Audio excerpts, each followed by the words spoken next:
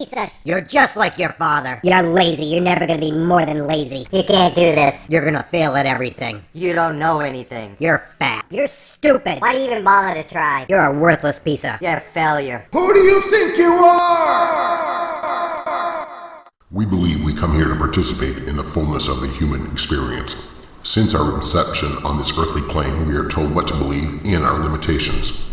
A great deal of human sorrow is a feeling of incompleteness, brought about by limited thinking of our divine potential. The time has come to awaken to consciousness and become multi-dimensional beings and become one with the multiverse of creation. Following the fire within, guided by our Pyro Compass. Welcome to Pyro Compass. I'm John, I'm Brian. and we're here to talk about our thoughts and the nature of reality, time. We know we're not the only ones who think these weird, out there thoughts. I don't think they're weird. Do you think they're weird? It's not your mainstream thought, but then again, we've never really been mainstream, so It's not weird for us. maybe it's time to come out of the closet with our thoughts and explore what it's all about. The things that we have experienced: Wow. telepathy, All right, synchronicities. I'd like to Go ahead. talk about an example. At least bounce it off you. But so one of the first things that John and I ever had happen verbally, it was kind of strange because John had just explained to me how words hover in certain places energetically, and so one night I had used the word tuning fork. You want to elaborate on that story? Well, it was the night before Thanksgiving 2015, and John and I had only known each other about a month. And the night before that, I was talking about a tuning fork and how it sounds, and the way it rings and vibrates through you when you hold it. And John wasn't there for that conversation. He came up for some coffee and dessert after the next day for Thanksgiving, after he'd been to his sister's, and he was sitting in the same chair that I was in when I said it, and he brought up the same exact situation about a tuning fork and how it resonates, the frequency, basically. Now, that doesn't sound like much probably to most people, but tuning fork's not something that is a real common topic. Not everyday conversation. But was it? Do you think it had something to do with you were sitting in the same place I was when I said it? I don't know what it is. I mean, is it the energy that's trapped in the air? I mean, we always think our thoughts are in our mind, but where's the mind come from? Is it this one mind that we're all tapped into and we just don't all access at the same time? Well, Or is there an energetic frequency held in the room? The conversation held in the room? do you believe all conversations are held in every room? In the air? I don't know. Alright. Is it the location? Or is it the mind that I've just tapped into your mind that was outside of time, or at least out of the current time? All right, that brought me to a thought that I haven't had before. But one of the most popular songs ever recorded was by Phil Collins, "In the Air Tonight." Okay. In the air. Ooh, interesting. Didn't even think about that. So you just brought that up. So does that song bring things into the air? I know that when we've played this song, we're both musicians. It tends to change my Energy. mood usually too. Sometimes good, sometimes not so good. But is it the key it's being done in? Because every key would have a different energetic vibration. No, I agree. So that's going to change our molecular shell, our structure, our shell of energy. Is it changing it or just shifting it to make you more receptive? Almost like a trance. What's the word I'm looking for? Not a trance, but automatic writing. And that could be from outside forces. All right. So these Eric? Okay, so these outside forces you're talking about, are they spirit, or are they? We've talked about this before. How once a word has been said, or a song's been played on the radio, you get all these waves of energy going through the air all the time. It never stops, because where's the sound going to stop? It's just going to keep bouncing. Correct? Oh, it's like the movie Lucy. I mean, when she got to that point where she was tapped into everything, she was seeing outside. She was seeing everything, every vibration. What Okay. was coming off people, transmissions. Like she we became one with the all. cell phones Right, signals coming in, correct? correct. All right, now, how far into the state of the mind do you have to be?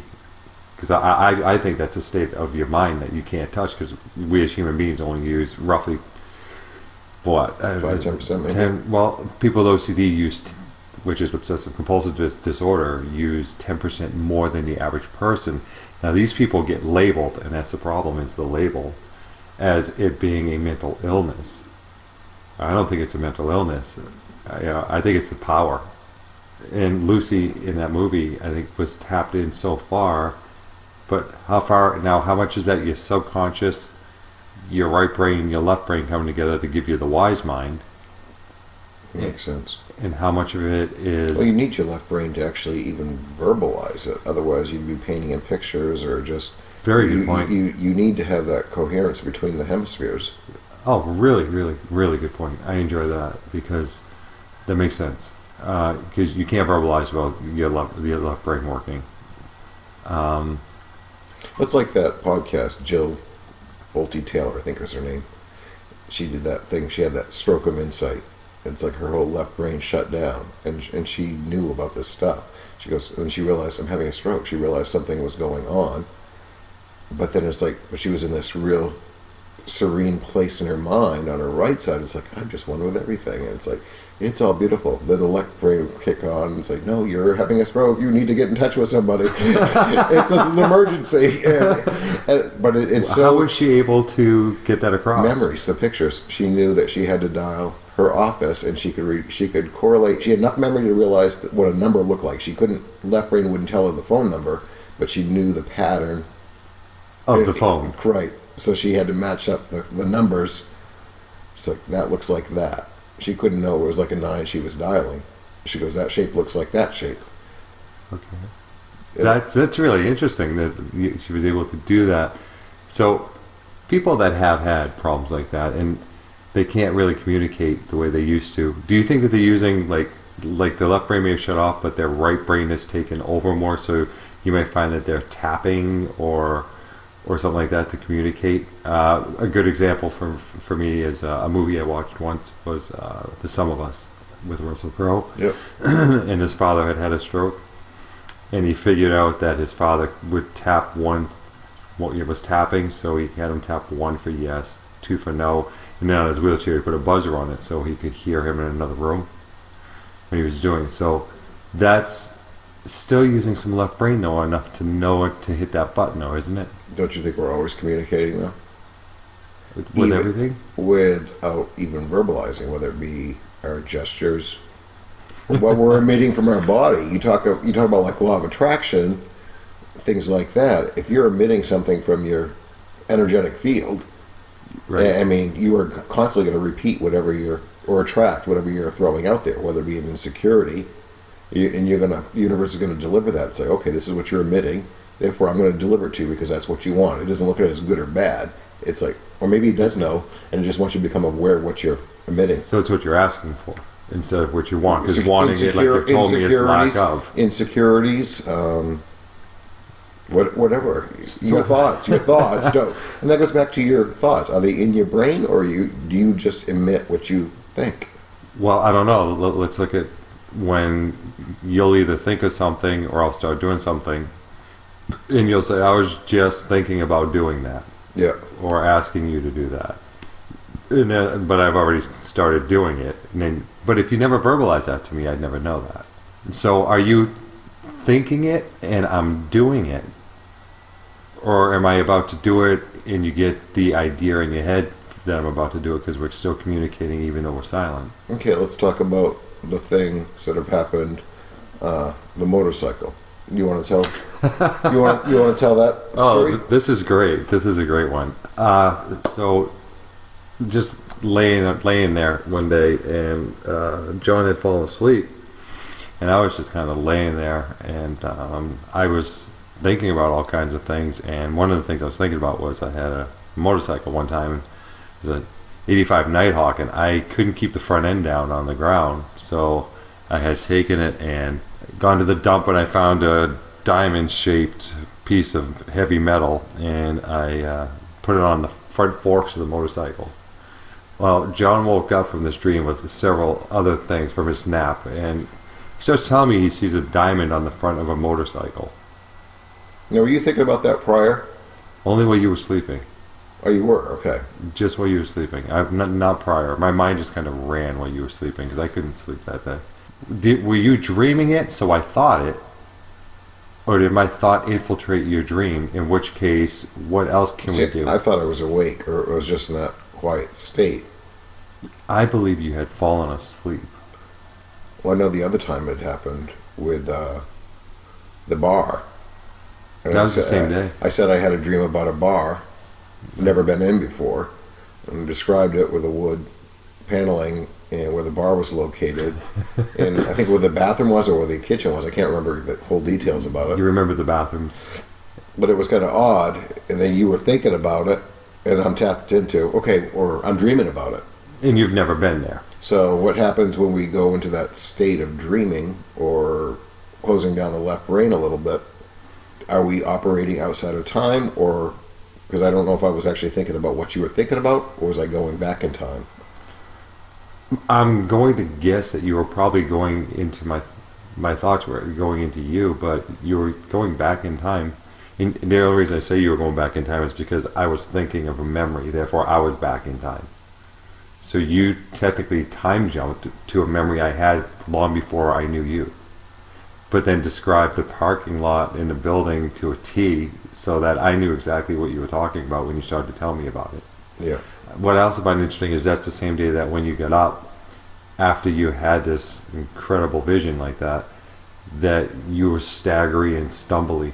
It's almost like you crossed into another dimension, and when you came back, yeah, you had a hard time coming back. It took you some time to recalibrate yourself to here.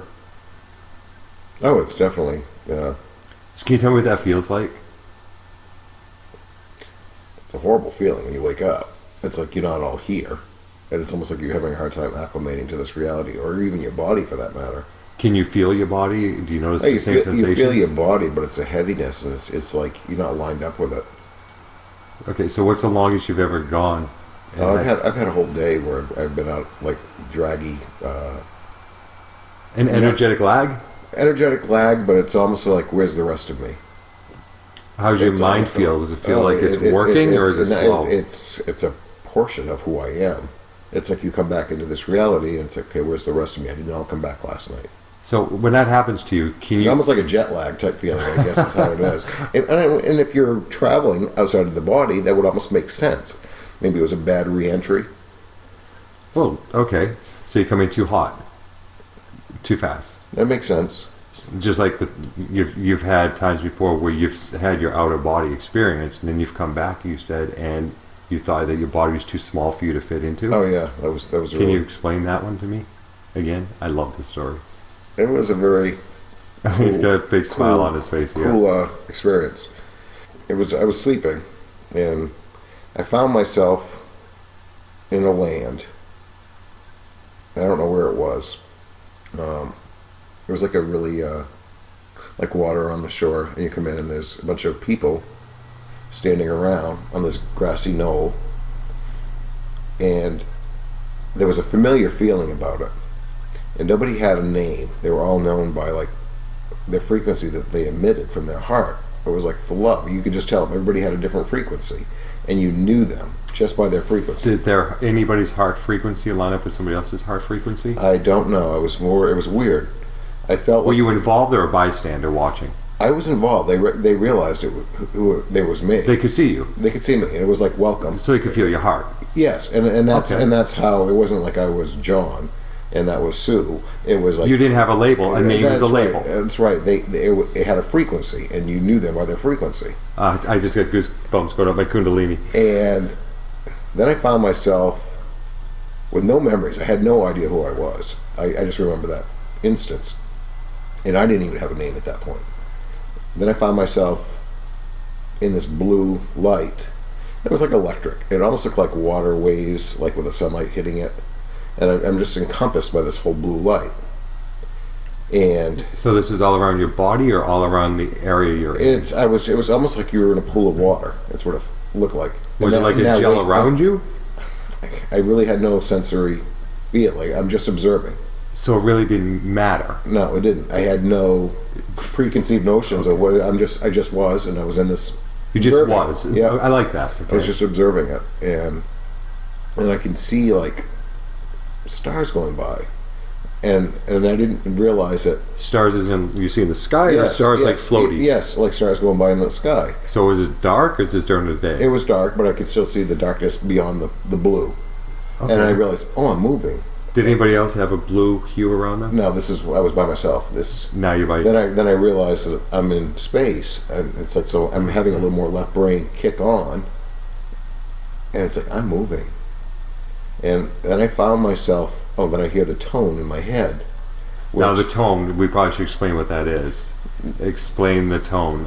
What most doctors call tinnitus, thank you, is actually... Well, I don't know. I'm sure tinnitus exists, but this tone. You see, I think- it's almost like a beacon to come home, and it brought me back. So it's your frequency tone. Exactly, and it brought me back to my body, and I remember being right outside of my bed, and when I heard this tone, my memories kicked back on, but I'm not in my body, and I know I'm just way too big to fit in this shell. It's like, and then this fear came over me, and it was like, What was the fear of? it's like I'm just too big, I can't fit in that body, and it's like, and it was like I don't know how, it's like putting a big computer on a little floppy or a thumb drive. It's like it's just too much information to put it into this thing. It's like, and it was like it was really, it's like heavy. So that sounds like as you were... It was quick. It was quick. It was quick, but it sounds like as you were getting ready to re-enter, it's the first time you had any sense of fear or doubt. Once my left brain kicked on, yeah, I knew exactly where I was outside my body. And it's like I'm way too big, and the human left brain part of it just put that fear back in me. So the human left fear part, Even though I wasn't in my body, those memories were still there. I had the memories at that point outside of the body. based on what you've always been told, though, because the left brain kicked in, Something kicked in. saying you can't fit. Yeah, I just knew it. I was way too big for this body, and then I was just compressed right down to nothing. It's like me taking a big old fire and just putting it right, like a little sparkler. It's like, and then it's like right back in the body. And I remember the first time when it first happened, it's like, ugh. I woke right up. It's like, Were you tired when you woke up? it's the first thing I thought is it's so heavy here. It's like the gravity. It's like, ugh. It was and the restriction of the body. It's like I was so much bigger. All right. Well, they can't see the look on your face right now, but it sounds like the gravity really just The gravity. you want it back out of your body. The gravity, the compression of who I was, tied into this little tiny shell. Did you want back out of your shell? That's what it sounds like. Looking Oh, at it you. just reminded me of, I don't know. It's just how heavy it is here, and I don't know if it's our baggage, if it's gravity. I don't know what it was, but there was a freedom outside of the body. Okay, so when you were over there, and you didn't have a name, and you everybody had a heart I frequency. had no memory of who I was. You didn't know your name. No, Really? I just was Okay. existing, You just were. observing. You just were. And these other people that you saw in there were as well. I don't know if I knew them or not. It didn't seem like I knew them. But you felt weightless or just light? And I felt like I was on the ground like they were. Okay. And I don't know how I got from the ground back to the sky. I don't have any memory of that. That's really interesting. I like that. But I had no memory of getting there either. See, that's an incredible story. Have you had more than one episode like that? Not that strong. No, where I was woken right out of a sleep knowing what was going on with that full memory. All right, so That was nice. Now, what do you think the factors were why you were able to remember that? Because it was so vivid? Or because of the fear you felt coming back in your body made you remember it? That's possible. But I was able to pull back the place. That's the cool part. And almost like the re-entry of my mind of who I was. Before, it was just like a little baby with no memory. I mean, that's what it felt like. And there was nothing keeping me trapped. Maybe that's part of it that allowed me to go there. There was no memory of myself. Baggage. Interesting. Was this... And I can tell you exactly where I was in life at that point. It was Please do. it was the fact that this reality didn't really bind me anymore. There was nothing that really kept me here as far as No. like wanting to fight with anything. I don't want to cut you off there. I'd like to know a little bit more about what do you mean there was nothing really keeping you here. As far as dramas, there was nothing really to stimulate my interest. So had you been in a large meditative state or an isolation state, or It was something? more of a self isolation state. There was just nothing. Work didn't interest me. Relationships didn't interest me. There was just no physical tie. Was it like a depression? It could have been a depression or just like a non-attachment. Detachment. Detachment is actually a good word. Maybe there. just going through the motions in life and not really being tied to here. All right. It's like So it gave you a freedom in a way to astro travel. I don't know what it was. Would you call that an astro travel? Out of body? I don't know what you call it. Because it's hard. I mean, labeling things, of course, it makes things less than, and it limits everything. As you've taught me that. So don't want to really label it. But it was the essence of who I was. So- That's even better. So you found your essence, Well, I think it's always there. but And you when experienced don't- it at full volume. When you don't identify yourself as the body, and then you realize it's like, oh, I'm going to be put back in this body. That's been labeled, named.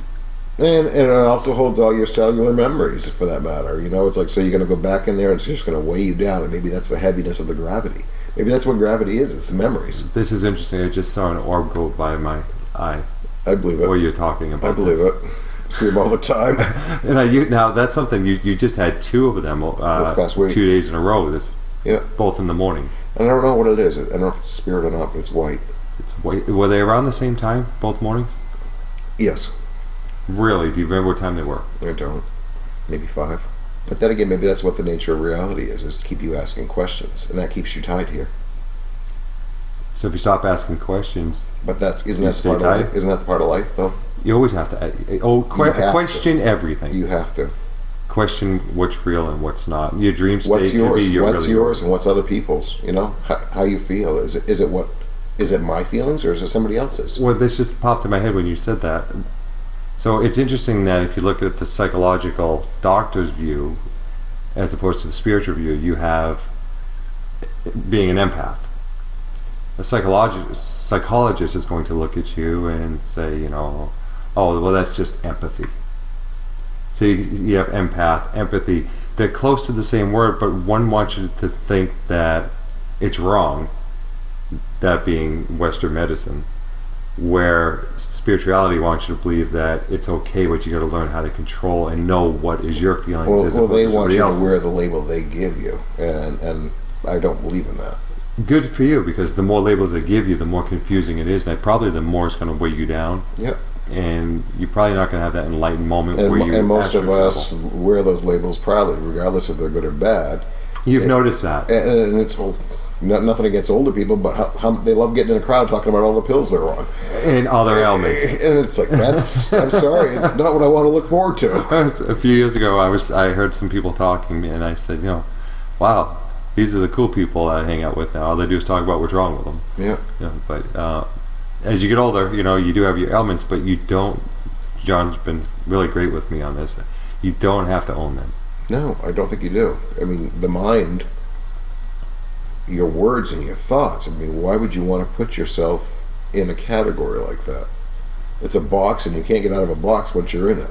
But see, I really enjoyed this part because John's a very healthy individual, and it's incredible to see somebody. He's not old, but somebody in their 50s, no prescription medications, none of this stuff. You do have your herbal medication pills that you take, Yep. like Vitamins. vitamins, but ginger is the horrible one for me because I can't swallow them. It makes me make funny faces, but it makes John happy. But that's all you have to take. And John has recently started a new regimen, and I think we're going to tap in more on these regimens that he's experimenting with on the next podcast. But I'll leave it there for right now, John. Remind me, though, I'd like to talk with you after. But how this. much is the and that goes back to the thing. I mean, what do I say when I take a pill? It's like I tell myself now that these are healing and these are doing a good job. So I'm putting an intention out there when I'm taking the pills. Now, how's that any different than when people used to sit down and just bless their food? Are they changing the frequency of the food to affect their body?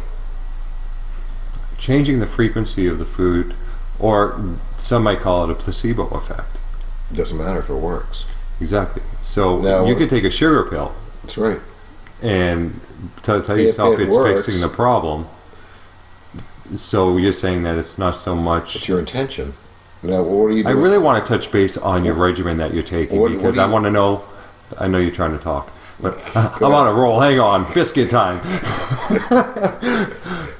So is it the next podcast? I really want to touch base on your regimen, and is it the actual regimen that's making you feel better, or is it your mindset because you're taking them and you believe in what they're doing? And maybe just something is help clearing up the mind and making me more focused. I mean, what did you just start doing? You started writing. I mean, how are you feeling now when you're writing? Your intentions. I feel focused while I'm doing it, which is really good. We know that I have that spaciness feeling. I'm not sure why, dream state. I can't seem to come out of it. Maybe you can help me with that. But when I'm done writing, I have that. It takes me a little bit to come. When I'm writing, I leave because when I'm done writing, it takes me a little bit to come back to get my focus back to here. And there's something called that, and I can't think of what it's called. Not channeled writing, but it's along that lines. Oh, Drawing we used to do it. We used to a talk blank about on it. what the name of it is, but That's okay. Names are always a good thing. Oh my God, have we really spent 27 minutes talking about this already? now a word from our sponsor. Wow. So this is our practice podcast. Today's the 20th of January, 2018. This is our first attempt. So any closing thoughts? No, not really. I think I just want to challenge what we know, why we think we know what we know. Let's play with the matrix a little bit, expand our consciousness. I mean, if everything's coexisting at one time, why can't we tap into it? Why do we have to use our words? Why do we have to use our thoughts? Why can't we just jump into this thing, this universal mind? And I think people are waking up, and I think this is why it's a great time. I know personally I listen to a lot of podcasts. I love exploring consciousness. It's a passion of mine. And I think other people are waking up to that. Well, honestly, I'm thrilled because I never listened to a podcast. You sent me a couple. Your enthusiasm for them got me excited about them. And Oh, we've always thought a little differently. It doesn't mean it's bad. We've always just thought differently. And maybe that's what we need in the world right now is a new mindset. I think that's great. We're running low on time now. So we're going to definitely come back to these subjects. Like I said, I really want to talk about your regimen because I see changes in you. It's my aura. Well, that's the other thing. There's a whole bunch about aura stuff we want to tap into. So we're going to close out. We are Pyro Compass. And Appreciate you tuning in and see where this takes. And eventually we'll get there. We can have call-ins and really exchange energy and ideas. yeah, we'll even have a theme song. Thanks again for listening. Yes, appreciate it. Thank you.